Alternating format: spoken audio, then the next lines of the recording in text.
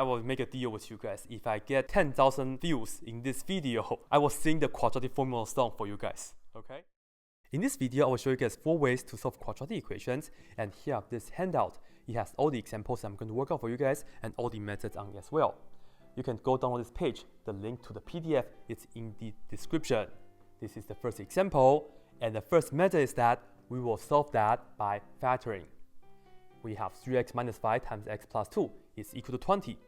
This is no good because whenever we are trying to solve a quadratic equation by factoring, we must make sure one side is equal to 0. But this is 20, so that's no good. Therefore, what we are going to do is we are going to multiply this out and subtract 20 on both sides. So let's do it. So first of all, 3x times x, that will give us 3x squared. And just continue, right? 3x times 2, that's positive 6x. Let me just put it down right there. And then we multiply negative 5 with x, that's negative 5x. Because I know, you see, 6x minus 5x, that's plus x in compound terms. At the end, we have negative 5 times positive 2, that's minus 10. And this is equal to 20. And now I can just subtract 20 on both sides. And let me line out the number. This way, this and that will cancel, and we can have the 0 that we want. This is 3x squared plus x, and this is negative 10 minus this was 20. So this is negative 30, and we have the 0 that we want. That's great. And this is exactly what we want to have. And now we are going to factor this out. How can we do that? Of course, to do the tic-tac-toe because of 3 terms, right? So I'm going to just draw the tic-tac-toe boxes. To get 3x squared, we need to have 3x times x. And to get negative 30, we have a few more combinations. 2 and 15, one of them being negative. 6 and 5, one of them being negative. And I will just to tell you, I'm going to use 3 and 10. I am going to put down 3 right here and 10 right here, and I will make this 3 negative. How do I know if this is right? Let's check it. This is 3x times negative 3, that's negative 9x, and then 10 times x, that's positive 10x. When I combine negative 9x with positive 10x, we do have positive x. So we found the correct combination. And the factoring for this is going to be the first one, 3x plus 10. Remember, you read it across for the answer for the factoring, right?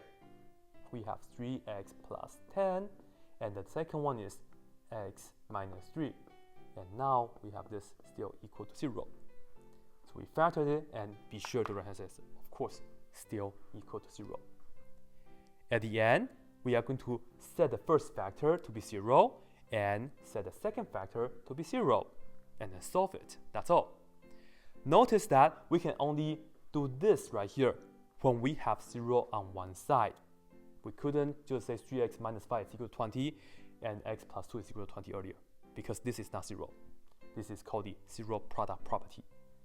Anyway, right here, I'll just put down the first factor, 3x plus 10 equals to 0, and the second one is x minus 3 equals to 0. For this one, we can just totally do it, right? Minus 10 on both sides. This is 3x equals to negative 10. And we can divide both sides by 3. So that we get x equals to negative 10 over 3. First answer. And for the second one, we can just add 3 on both sides. Cancel, cancel. And then we get x equal to 3. And we have the 2 answers right here. Negative 10 over 3, and the other one is positive 3. That's it. And now let's check out the second method. So this is the second situation, and this is also the second method. We are going to take the square root on both sides. Let's look at this equation and pay attention to that. We have 3x plus 1 in this parentheses, and this is raised to the second power.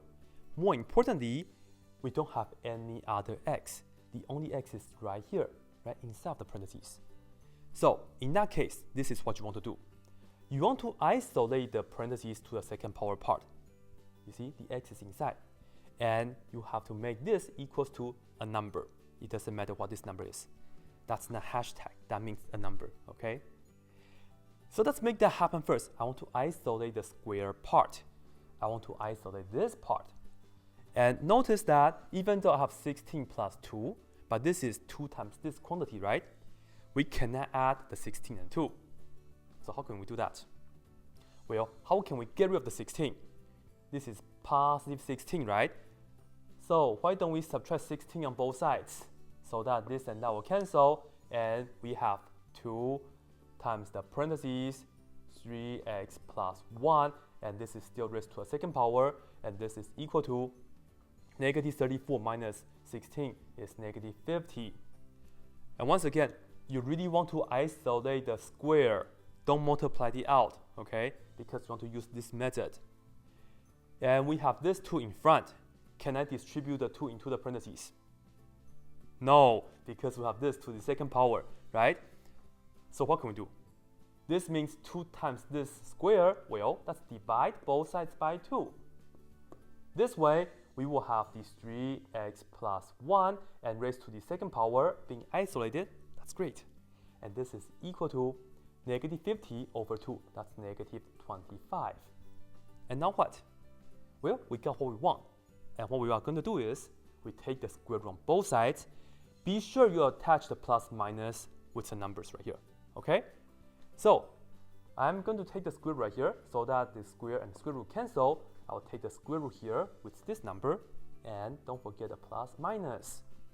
We will get 3x plus 1 on the left hand side only, and this is equal to, we have the plus minus, and usually we are just going to write it down like this, because in this case, when we have square root of a negative number, what can we do with a negative number? This is a what? Complex number. And especially if we cover that, we can use the I, right? So this is going to give us the I, and then we worked out square root of 25, which is 5. So I will just put down plus minus 5i. Usually, you may have to set the inside equals to the positive version of the number and work it out, and also work out the negative version right here. But in this case, plus minus 5i is just as fine. Next, I still have to get the x by itself. This is 3x plus 1. That's minus 1 on both sides. This is going to be 3x equals to, this is negative 1, but the 5 right here has the I. Let me just put down negative 1 and plus minus 5i. Okay, we cannot combine any terms right here, okay? Just write it down. At the end, you have 2 ways to write down the answer. Because we have 3 times x, we can divide everything by 3, like this. Just divide everything by 3, so that can cancel out, and we can get the x by itself. And this is equal to negative 1/3, and you write down plus minus 5 over 3i. This is the standard form of the complex number, and this is it. You can just present this to be your answer if you would like. Sometimes, if you look at this, and people will write down 3x equals to negative 1 plus minus 5i, and you can just go ahead, divide the whole thing by 3, cancel, cancel, and say this is x equals to negative 1 plus minus 5i over 3. This is also okay, even though this right here is not in the standard form of a complex number, but whenever we're trying to solve a quadratic equation, this is okay as well. And now let's check out the third method. Alright, let's take a look at this equation. We have 4x squared is equal to negative 40x minus 56. And normally I will tell you guys, let's move everything to the left hand side so we can have the 0 right here and try to factor it out, right? However, let me save you guys some time. This equation is not factorable. So what can we do? And we also see that we don't have the same situation, unlike earlier, right? We don't have the parentheses with x inside and then to a second power. No, we have the x squared here and then the x here, right? In this case, let me introduce you guys the third method. This is called the completing the square. And yes, I know we also have the quadratic formula, but let me demonstrate the completing a square with this equation here. Okay, let's take a look at what we want. We want to have x squared plus some number b times x on one side, preferably on the left hand side. And you see, I only put down x squared because this is actually meant to be a 1. I want to emphasize that. Let me write it down. 1x squared. So the number in front of the x squared has to be a 1. But if you take a look at this equation, the number in front of the x squared that we have right now is this 4. That's no good, but it's okay. It's an easy fix. This is 4 times x squared, so what can we do? Let me just divide this by 4 so that we can get the 1 that we want, right?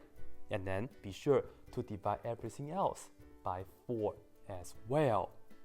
That way, we will have the 1x squared. So you see that right now, we have the x squared, and this is equal to negative 40 over 4. That's good because it's the whole number. It's going to be negative 10, and we still have the x. And negative 56 over 4, it's also good because it's the whole number. This is going to give us negative 14. So we got the 1x squared that we want, right? But then we also want to have the x term on the same side. Once again, 1x squared plus bx on one side. We have the minus 10x on the right hand side. So let me add the 10x on both sides. And then we will end up x squared plus 10x. And let me tell you guys, leave a space for a good purpose. And put on equal, and we still have the negative 14. This is very different than solve it by factoring, because we don't care if this number is 0 or not. We must make sure we have 1x squared plus bx on one side, which we do right now, right? And now, for the purpose of this space, is because we want to add a magical number. So what is that magical number? This right here. You have to remember this little formula. Right here, we are going to work this out. This is the little formula, 1/2 times b, and we square that. That's the magical number. Well, how magical is that? Let me work it out first, and we'll see. In our equation here, the b is positive 10, so let's work out right here. 1/2 times positive 10, and then put that in the parentheses, right? 1/2 times b in the parentheses, and then square. And work this inside out. 1/2 times 10 is 5, and then we take this, we square that. 5 squared is 25.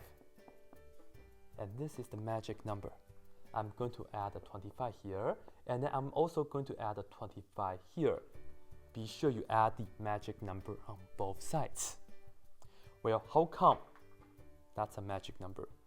Because now, after we add the magic number, the left-hand side is going to be factorable. And even better, this is going to be the same factor. Therefore, we can have a perfect square. That is why it's called the completing the square. You see, if you factor this out, this is going to be x, and then to get 25, you know you have to get plus 5, because together, they will give you the positive 10. It's going to be a perfect square. I can just write it down as x plus 5 squared. And you can skip these steps later on, okay? It's always going to be like that. That's why. That's the magic number. Okay, and this is equal to negative 14 plus 25. Just work that out, which is 11. So now you see, after we work this out, doesn't this look something similar? Yes, because now I just have to solve something inside of the parentheses. Let me just write down the inside right here. Square equals to a number. We can take the square root on both sides, just like earlier, right? Right here, we can just square root both sides. And don't forget the plus minus, and the square root cancel. We will have x plus 5, that's equal to plus minus square root of 11. I don't know what square root of 11 is. This is the exact value, just write it down like that. At the end, to get x by itself, we can just subtract 5 on both sides. And then we will have x equals to negative 5 plus minus square root of 11. And we're done. This right here is the answer for that equation, and this is how you do completing the square. I want to just mention this before we do the next example. You have to keep in mind, whenever an equation is not factorable, we are either going to use the completing the square or quadratic formula. Sometimes this will be faster, sometimes not. And now let's get into the quadratic formula. Ladies and gentlemen, perhaps this is the most famous algebra formula, the quadratic formula. And I'm going to use this to solve 5x squared is equal to 2x plus 1. And let me make two remarks. First, this is not factorable, so don't even try it. Second, if you want to use the completing square, you will have to divide this by 5, so you can get the 1x squared, right? But then you will also have to divide the 2x by 5, and you end up with 2 over 5. And you have to work out 1 over 5. You have to deal with fractions, so that's not good. We'll avoid that. And we will see how we can use this quadratic formula to solve that. Perhaps I will make a deal with you guys. If I get 10,000 views in this video, I will sing the quadratic formula song for you guys, okay? Anyways, in order for us to use this formula, we had to put the equation in the standard form. This is the same as factoring, right? ax squared plus bx plus c equals to 0. Let's make that happen first. Even though this is not factorable, but once you have this form, we can use this formula. So right here, the 2x, I will have to minus 2x on both sides. And then for the 1, I will have to minus 1 on both sides. This way they will cancel, cancel, cancel.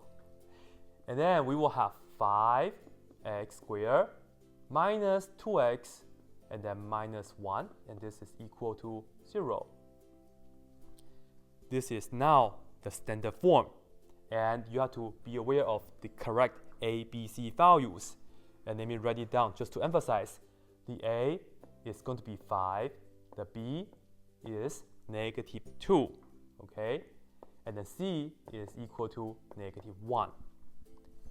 And we just have to use this formula now, plugging all the values into the formula accordingly. That's all. So let me put this down right here for you guys. X is equal to negative, I open the parentheses for the B. Whenever you have a variable, be sure you open the parentheses. Especially right here, the B is actually negative 2. But this negative was from the formula. B is negative 2, goes inside the parentheses. And we continue by put down the plus minus, and we open the big square root. Inside here, we have b squared, so I will open another parentheses, and then put down negative 2 inside, and then this is to the second power. And we have the minus 4 from the formula, a times c, right? 4 times a times c. A is 5, and c is negative 1, like all this. And then this is all over, it's a big fraction, all over 2 times a, which is 2 times 5. Okay, now we just have to work this out. First of all, we see that we have negative, negative 2, so it turns out to be a positive 2. And then we have the plus minus. I'll open the square root. And if you look at the inside here, just do it somewhere on the side or on the calculator, up to you. Just work out the inside computation, okay? So I will write down negative 2 squared minus 4 times 5 times negative 1. Negative 2 squared means negative 2 times negative 2. We have positive 4. And this is how I want to do this computation here. Multiply the digits first.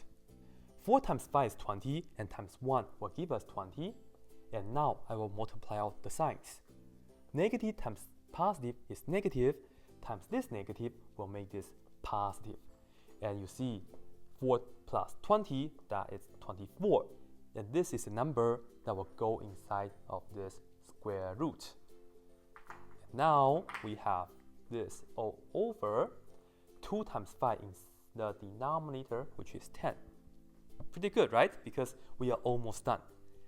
However, let's see if we can simplify any of this part. Look at the square root number. This is square root of 24. We can actually break this down, right? We can use 4 and 6. 4 times 6 is 24. And this is the same as saying square root of 4 times square root 6. And we can break this down. It will be 2 right here. Plus minus, square root of 4 is a regular 2. And then we have the square root of 6. And still all over the 10. And now you have choices, depends on how you want to take it. Right here, I would like to show you guys splitting the fraction. Let's put down 2 over 10, and then the plus minus, and then the 2 square root of 6 over 10. because now I can just simplify the fraction individually. 2 over 10 is going to give us 1 over 5. And then this is plus minus. And be sure you can divide out the numbers outside. You cannot do this and that, right? 2 and the 10, this is 1, and once again, this is 5. So 1 over 5 plus minus 1 times square root of 6 is just square root of 6 over this 5. So this right here will be the answer. 1 over 5 plus minus square root of 6 over 5. This is one way to do it. Another way to do it is the following. You see the 2 and 2, right? I can factor it out. So I factor it out, and then we will have technically a 1, and then a plus minus square root of 6. Be sure you factor before you cancel. So 2 times this parentheses, and then this is over 10. And now I can reduce the 2 and the 10. This is 1, this is 5. So I will still end up with 1 times this is just that. 1 plus minus square root of 6 all over 5. And it doesn't really matter, in my opinion, which form that you present for the answer. So hopefully you guys find this video to be helpful. And once again, if I have 10,000 views in this video, I will sing the quadratic formula song for you guys. And